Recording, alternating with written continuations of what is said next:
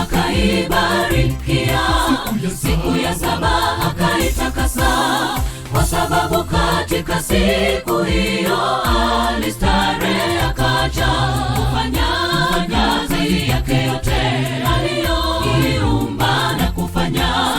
Siku ya saba ikawa ni sabato ya Mungu. Mungu akaibarikia, siku ya saba akaitakasa, kwa sababu katika siku hiyo alistarehe, akaja kufanya kazi yake yote aliyoiumba na kufanya. Siku ya saba ikawa ni sabato ya Mungu. Sabato takatifu ya Mungu ni siku ya saba, ilitengwa kwa vizazi vyote iwe ya kupumzika, siku kuu ya ibada, viumbe vyote vinamsifu na kustarehe mbele zake Mungu, na itakuwepo milele. Amin. Sabato takatifu ya Mungu ni siku ya saba, ilitengwa kwa vizazi vyote iwe ya kupumzika, siku kuu ya ibada, viumbe vyote vinamsifu na kustarehe mbele zake Mungu, na itakuwepo milele. Amin.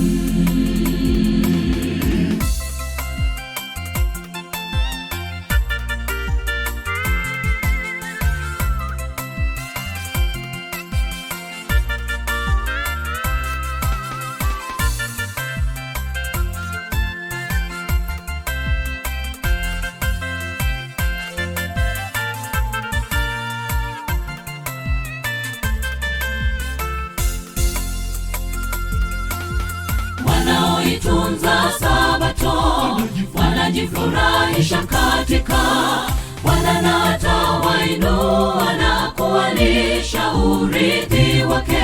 Kwa hivyo isigeuze yetu na kuihalifu sabato, tuitunze na tuitakase ilivyoagizwa. Wanaoitunza sabato wanajifurahisha katika Bwana, na atawainua na kuwalisha urithi wake. Kwa hivyo isigeuze yetu na kuihalifu sabato, tuitunze na tuitakase ilivyoagizwa.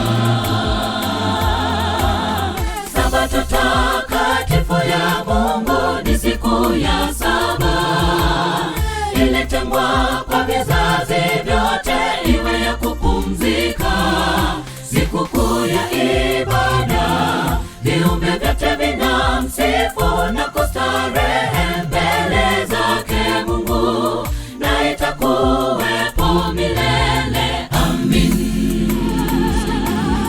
Sabato takatifu ya Mungu ni siku ya saba, ilitengwa kwa vizazi vyote iwe ya kupumzika, siku kuu ya ibada, viumbe vyote vinamsifu na kustarehe mbele zake Mungu, na itakuwepo milele. Amin. Sabato takatifu ya Mungu ni siku ya saba, ilitengwa kwa vizazi vyote iwe ya kupumzika, siku kuu ya ibada, viumbe vyote vinamsifu na kustarehe mbele zake Mungu, na itakuwepo milele. Amin.